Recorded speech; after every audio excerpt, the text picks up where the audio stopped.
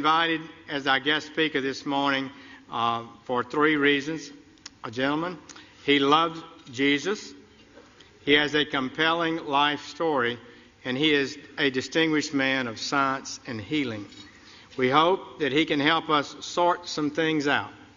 May I introduce the Director of Pediatric Neurosurgery at one of the world's great hospitals, Johns Hopkins in Baltimore, Dr. Benjamin Carson, Sr.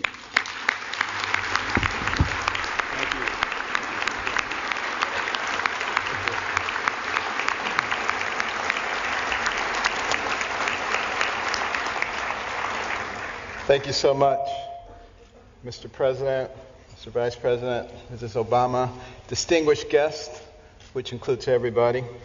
Thank you so much for this wonderful honor to be at the stage again. I was here 16 years ago, and the fact that they've invited me back means that I didn't offend too many people. So that was great. I want to start by reading four texts, which will put into context what I'm going to say. Proverbs 11:9.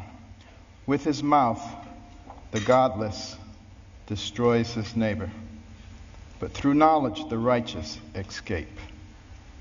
Proverbs 11:12. A man who lacks judgment derides his neighbor, but a man of understanding holds his tongue. Proverbs 11:25. A generous man will prosper. He who refreshes others will himself be refreshed. And 2 Chronicles 7:14, if my people who are called by my name will humble themselves and pray and seek my face and turn from their wicked ways, then will I hear from heaven and will forgive their sins and heal their land. You know, I have an opportunity to speak in a lot of venues. This is my fourth speech this week. And I have an opportunity to talk to a lot of people. And I've been asking people, what concerns you? What are you most concerned about in terms of the spirituality and the direction of our nation and our world? And I've talked to very prominent Democrats, very prominent Republicans. And I was surprised by the uniformity of their answers. And those have informed my comments this morning. Now, it's not my intention to offend anyone. I have discovered, however, in recent years that it's very difficult to speak to a large group of people these days and not offend someone. And people walk around with their feelings on their shoulders waiting for you to say something. Did you hear that? And they can't hear anything else you say. The PC police are out in force at all times. I remember once I was talking to a group about the difference between a human brain and a dog's brain. And a man got offended. He said, you can't talk about dogs like that. But, you know, people just focus in on that, completely miss the point of what you're saying. And we've reached a point where people are afraid to actually talk about what they want to say because somebody might be offended.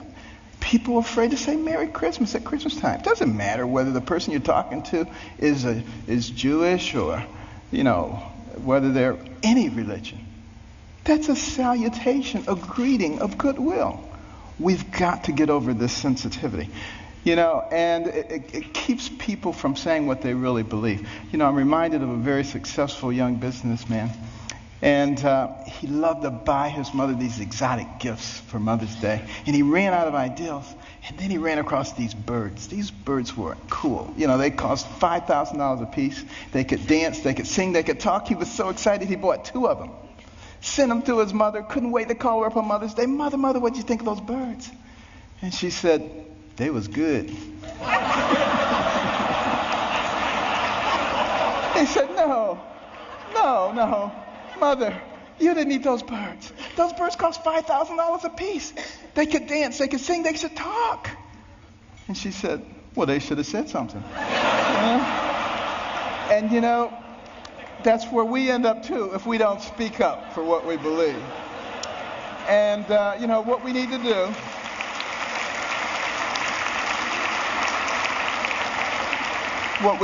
do in this PC world is forget about unanimity of speech and unanimity of thought.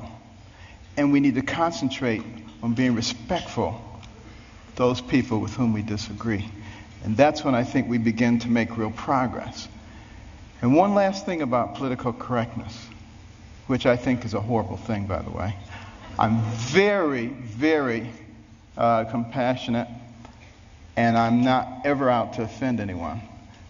But PC is dangerous.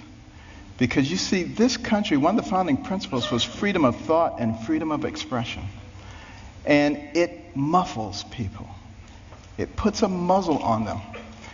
And at the same time, keeps people from discussing important issues while the fabric of their society is being changed. And we cannot fall for that trick. And what we need to do is start talking about things that are important, things that were important in the development of our nation. Well, one of those things was education. I'm very passionate about education because it's made such a big difference in my life. But here we are at a time in the world, the information age, the age of technology. And yet, 30% of people who enter high school in this country do not graduate. 44% of people who start a 4-year college program do not finish it in 4 years. What is that about? Think back to a darker time in our history, 200 years ago when slavery was going on.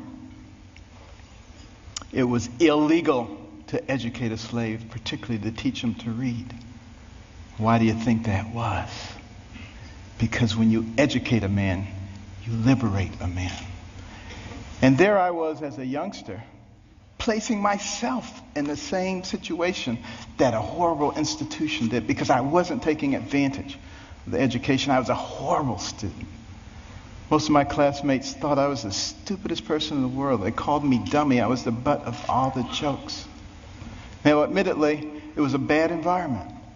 Single parent home. You know, my mother and father had gotten divorced early on. My mother got married when she was 13. She was one of 24 children. Had a horrible life. Discovered that her husband was a bigamist. Had another family. And she only had a third-grade education. She had to take care of us. Dire poverty. Had a horrible temper, poor self-esteem. All the things that you would think would preclude success. But I had something very important. I had a mother who believed in me. And I had a mother who would never allow herself to be a victim, no matter what happened. Never made excuses, and she never accepted an excuse from us. And if we ever came up with an excuse, she always said, "Do you have a brain?" And if the answer was yes, then she said, "Then you could have thought your way out of it. It doesn't matter what John or Susan or Mary or anybody else did or said." And it was the most important thing she did for my brother and myself. Because if you don't accept excuses, pretty soon people stop giving them and they start looking for solutions. And that is a critical issue when it comes to success. Well, you know, we did live in dire poverty. And one of the things that I hated was poverty. You know, some people hate spiders, some people hate snakes. I hated poverty. I couldn't stand it. And, but, you know, my mother couldn't stand the fact that we were doing poorly in school. And she prayed and she asked God to give her wisdom. What could she do to get her young sons to understand the importance of developing their minds so that they control their own lives? And you know what? God gave her the wisdom. At least in her opinion. My brother and I didn't think it was that wise. Because it was to turn off the TV. Let us watch only 2 or 3 TV programs during the week, and with all that spare time, read 2 books apiece from the Detroit Public Libraries and submit to her written book reports, which she couldn't read, but we didn't know that. You know? And you know, she put check marks and highlights and stuff. But, you know, I just hated this. And my friends were out having a good time. Her friends would criticize her. They would say, "You can't make boys stay in the house reading books. They'll grow up, they'll hate you." And I would overhear them, and I'd say, "Mother, you know they're right." But she didn't care, you know. But after a while, I actually began to enjoy reading those books. Because we were very poor, but between the covers of those books, I could go anywhere, I could be anybody, I could do anything. I began to read about people of great accomplishment. And as I read those stories, I began to see a connecting thread. I began to see that the person who has the most to do it You and what happens to you in life is you. You make decisions. You decide how much energy you want to put behind that decision. And I came to understand that I had control of my own destiny. And at that point, I didn't hate poverty anymore because I knew it was only temporary. I knew I could change that. It was incredibly liberating for me. It made all the difference. And continue on that theme of education. In 1831, Alexis de Tocqueville came to America to study this country. The Europeans were fascinated. How could a fledgling nation, barely 50 years old, already be competing with them on virtually every level? This was impossible. De Tocqueville was going to sort it out. And he looked at our government, and he was duly impressed by the 3 branches of government. 4 now, because now special interest groups. But it was only 3 back in those days. And, he said, wow, this is really something. And then he said, but let me look at their educational system. And he was blown away.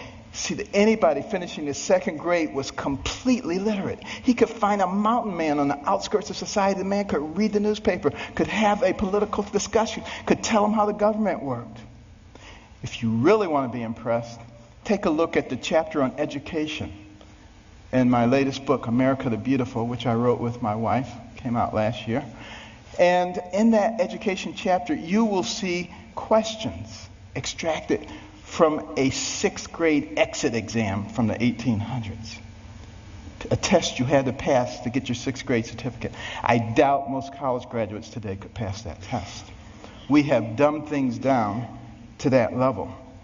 And the reason that is so dangerous is because the people who founded this nation said that our system of government was designed for a well-informed and educated populace.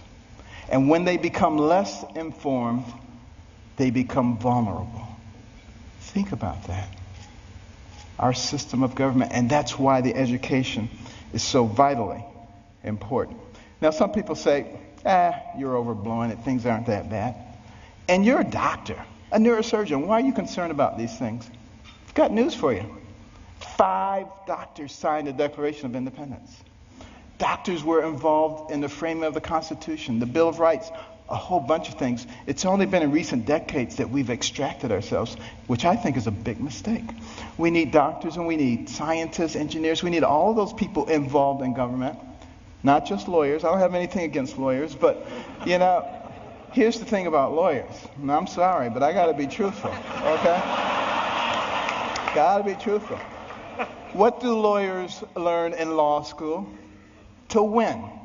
By hook or by crook, you got to win. So you got all these Democrat lawyers and you got all these Republican lawyers, and their side wants to win. We need to get rid of that. What we need to start thinking about is how do we solve problems?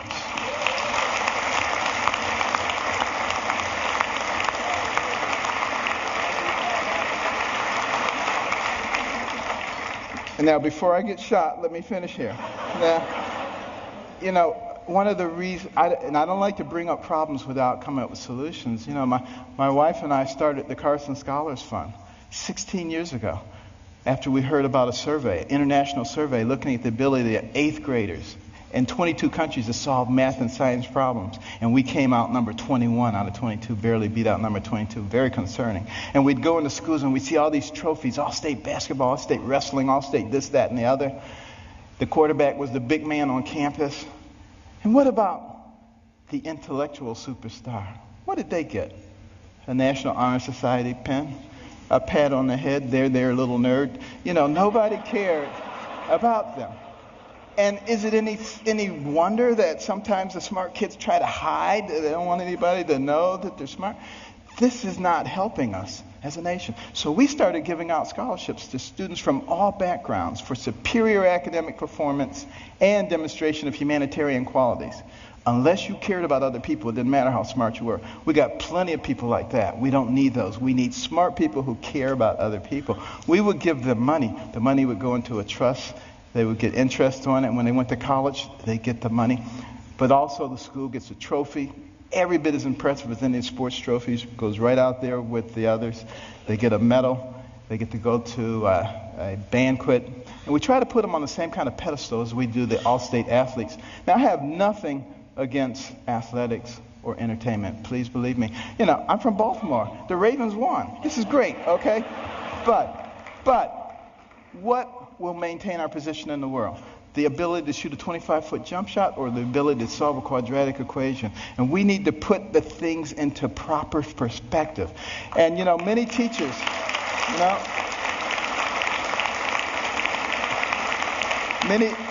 many teachers have told us when we put a Carson scholar in their classroom, the GPA of the whole class goes up over the next year. And it's been very gratifying. We started 16 years ago with 25 scholarships in Maryland. Now we've given out more than 5,000, and we're in all 50 states. But we also put in reading rooms. These are fascinating places that no little kid could possibly pass up. And they get points for the amount of time they spend in their reading, the number of books that they read, and they can trade them in for prizes. In the beginning, they do it for the prizes, but it doesn't take long before their academic performance begins to improve. And we particularly target Title I schools where kids come from homes with no books and they go to schools with no libraries. Those are the ones who drop out. And we need to truncate that process early on because we can't afford to waste any of those young people. You know, for every one of those people that we keep from going down that path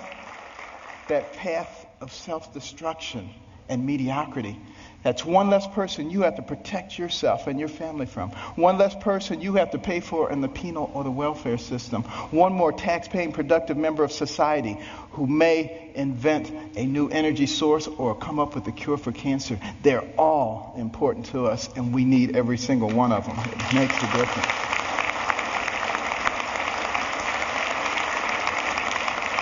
And when you go home tonight, please read about it. Carson Scholars Fund. CarsonScholars.org. But why is it so important that we educate our people?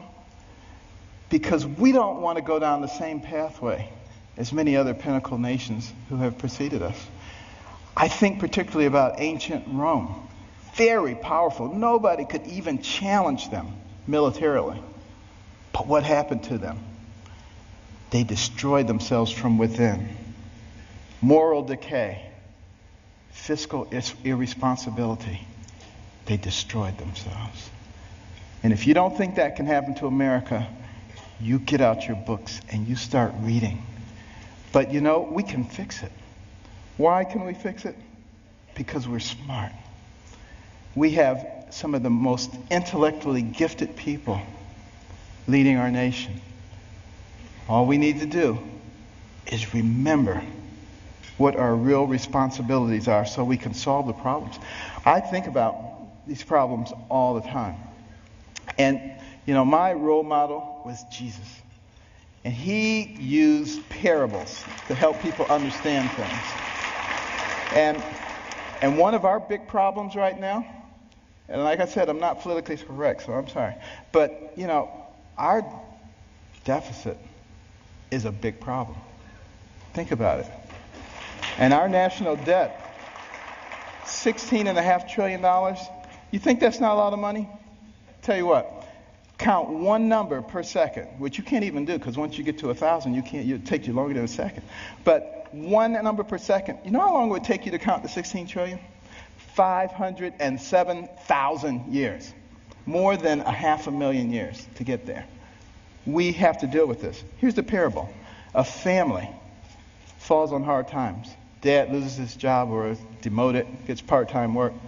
He has 5 children. He comes to the 5 children. He says, we're going to have to reduce your allowance.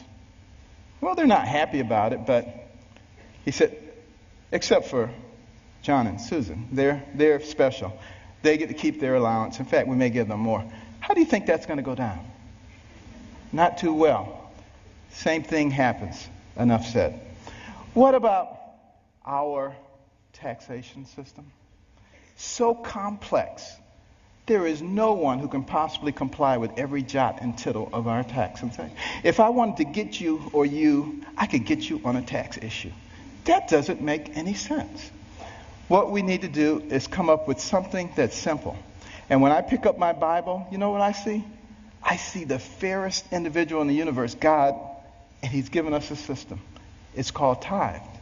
Now, we don't necessarily have to do it 10%, but it's principle. He didn't say, if your crops fail, don't give me any tithes. He didn't say if you have a bumper crop, give me triple tithes. So there must be something inherently fair about proportionality. You make $10 billion, you put in $1 billion. You make $10, you put in 1. Of course, you got to get rid of the loopholes. But now some people say, well, that's not fair because it doesn't hurt the guy who made $10 billion as much as the guy who made 10. Where does it say you have to hurt the guy? He just put $1 billion in the pot. We don't need to hurt him. It's that kind of thinking. It's that kind of thinking that has resulted in 602 banks in the Cayman Islands. That money needs to be back here, building our infrastructure and creating jobs. And we're smart enough to figure out how to do that. We've already started down the path of solving one of the other big problems, healthcare. We need to have good healthcare for everybody. It's the most important thing that a person can have. Money means nothing, titles means nothing when you don't have your health. But we got to figure out efficient ways to do it. We spend a lot of money on healthcare, twice as much per capita as anybody else in the world, and yet not very efficient. What can we do? Here's my solution.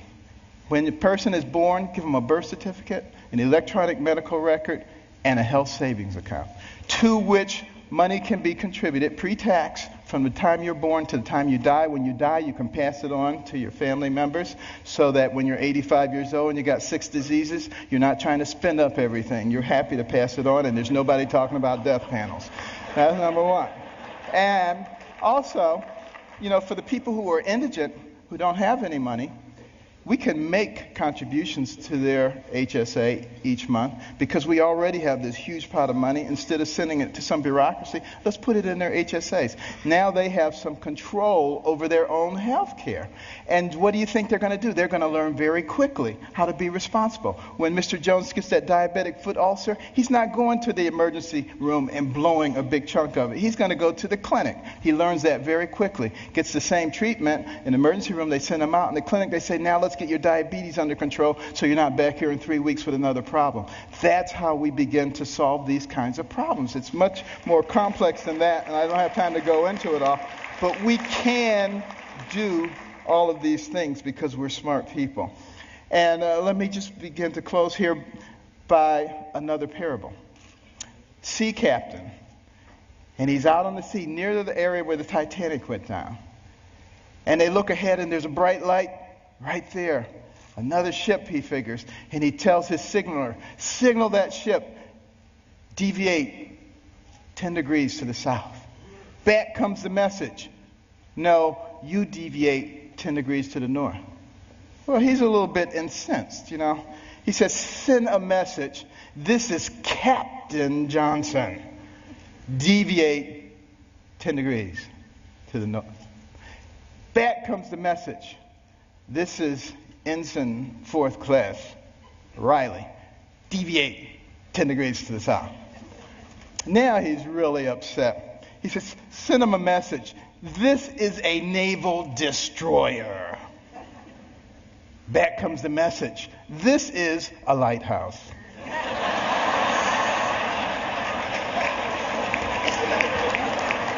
Enough said. Now, what about the symbol of our nation? The eagle. The bald eagle. It's an interesting story how we chose that. But a lot of people think we call it the bald eagle because it looks like it has a bald head. That's not the reason. It comes from the Old English word piebald, which means crowned with white. And we just shorten it to bald. Now use that the next time you see somebody who thinks they know everything. You get them on that one. But why is that eagle able to fly high? Forward, because it has 2 wings, a left wing and a right wing. Enough said. And I want to close with this story. 200 years ago, this nation was involved in a war, the War of 1812. The British, who are now our good friends, thought that we were young whippersnappers.